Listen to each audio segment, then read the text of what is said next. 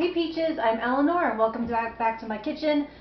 We're going to try this new angle and see if it doesn't work a little better so I can actually face you and talk to you. I can see my notes a little bit better. Today I am talking about the High Priestess, and now I'm learning that this angle is too far away to show you the card. Each video I'm going to have to learn a new lesson, I guess. So I will be returning to doing YouTube readings when I'm done with this whole video series. You can still get an email one by checking out my Etsy page below. Today I am making a trifle, and the reason I've chosen a trifle is because it was the first thing that came to my mind, and that's kind of in fitting with what the High Priestess means. So I am using a store-bought angel food cake, blueberries, full-fat Greek yogurt, I have blueberry preserves, and I have whipped cream. I don't trifle with Cool Whip.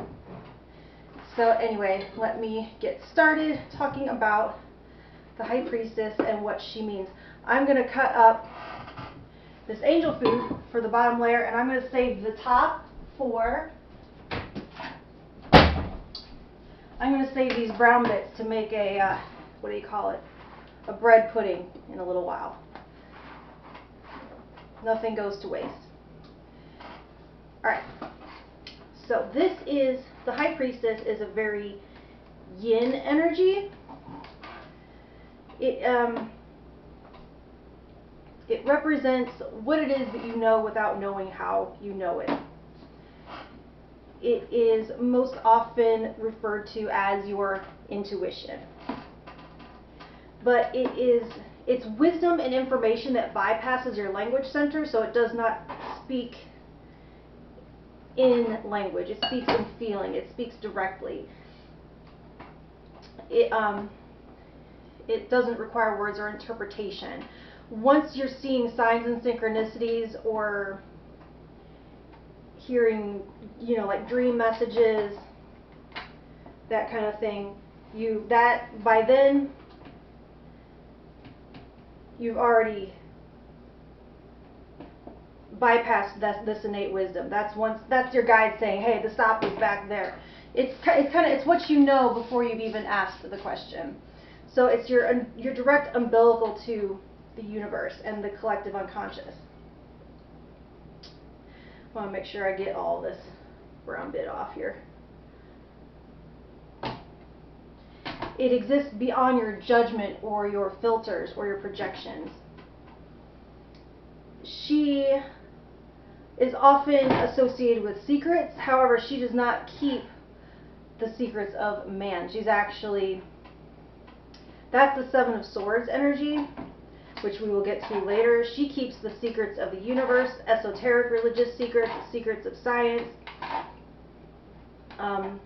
everything contained within how did matter become conscious, and on and on. And I think I forgot to mention at the beginning of this that these are just kind of my interpretations of the cards. This is how I read them. So if you'd like to add anything to the conversation, that'd be super awesome. I don't think there's probably a lot that I've left out. There's so much more to these than I can say in one little video. So here's my first layer of angel food. I've never done this, so we'll see. It's taking up more of the bowl than I thought it would. She is the oracle within you that sometimes we use tools like tarot to access. She is silent and sits in cool confidence of her knowing. She's at peace because there's no ego there creating dissonance.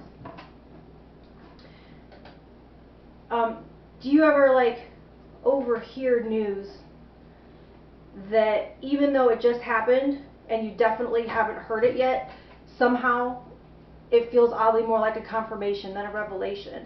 And you're like, I knew that somehow, and I didn't know I knew it, but now that I'm hearing it, it's eerily familiar. And so it's like, it didn't speak loud enough for you to detect it and take an action or place bets on it or to speak it. And you sound a little bit crazy when you say it. You're like, I knew that. And they're like, oh, you didn't know that. kind of wish you had said it, but you didn't know it loud enough to say it. I don't know if this is making any sense. But it's just that when you hear something and you knew it, and you didn't know that you knew it, but you did know it because it sounds more familiar than new, is my point.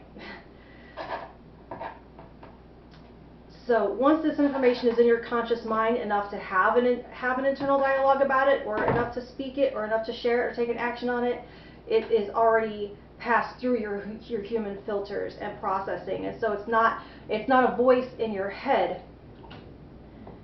It's a feeling from below. So let me finish cutting this guy up here. This is an energy that is expressed in living example, not words or rhetoric. And going back to using the tarot as a tool to access it, anything that's a mirror is a tool to access it. Like, I don't know if you saw The Good Place, like in the first season when we still had Jianyu before he was, well, okay, I don't want to spoil it, but Jianyu from the first season, and Tahani talks to him, or anyone, you know, Michael talks to him, and he just kind of tilts his head and nods and makes certain faces, and you come away talking to him feeling like he's laid all this wisdom on you, and you're like, oh, so much revelation, and all he really did was say nothing, and you kind of came to knowing, it helped you connect with what it is that you already know. Alright, I forgot a spoon, so I'm going to put my preserves in here. I knew I was going to forget something. I had to forget something. That's the way it goes, right?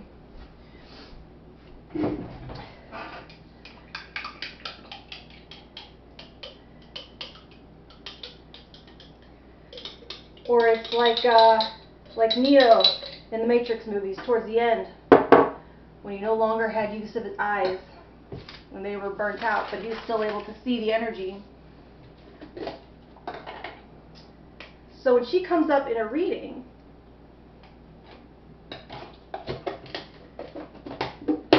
then it's like saying that you already know the answer. Whatever it is that you're there seeking for confirmation, you already know good and well what the answer is. Maybe you just need to hear it from someone else. But it is basically saying trust whatever it is that you already know without judgment. Whatever your first instinct is, trust that unprocessed, unjudged information. She's also a gentle reminder to sort your fear from your intuition. For me, I can tell the difference between fear and intuition by the presence or absence of dissonance or peaceful acceptance. Whether the information is good or bad, the peace comes because it is true, and the dissonance comes when it's a story.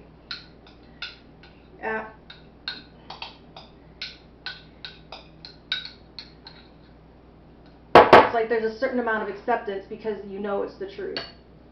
And it's when your intuition is fighting a story that you're trying to thrust upon it that you feel that dissonance. And that's when fear is trying to override your intuition. It's enough trust to be able to be still and see to the bottom of the water. So when she comes up in reverse, I'm not going to hold it because my hands are a mess and I can't get close enough to the camera anyway. She represents a desperate search for false hope, or for someone to tell you what it is that you want to hear. It's also a time to do a fear versus intuition check, like the tension or tingles wherever. Like for me, fear and stories, I can feel them up here, and intuition, I can feel it from down below. What's next? My whipped cream. I need another. I'm sorry, guys. I tried to have everything on the table. I'm going to get better at this. I know, that's what I said at the first one.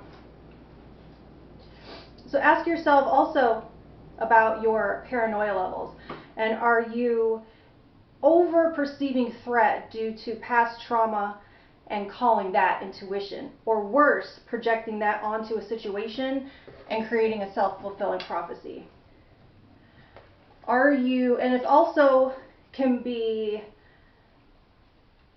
it manifests when people make a big show of what they think they know. There are a lot of talk and not a lot of doing. They can be very vocal about their beliefs and their truth to mask the lack of lived example. So now with the blueberries upright or reversed, the High Priestess is truth with a big T. Whether you like it or not, whether you accept it or not, whether you hear it or try to talk over it, whether you live by it or in spite of it, it is the absolute truth. All right, and there we have it. There's my High Priestess blueberry trifle. Like, share, and subscribe and all that good stuff, because next time I'm talking about the Hierophant. Thanks, guys.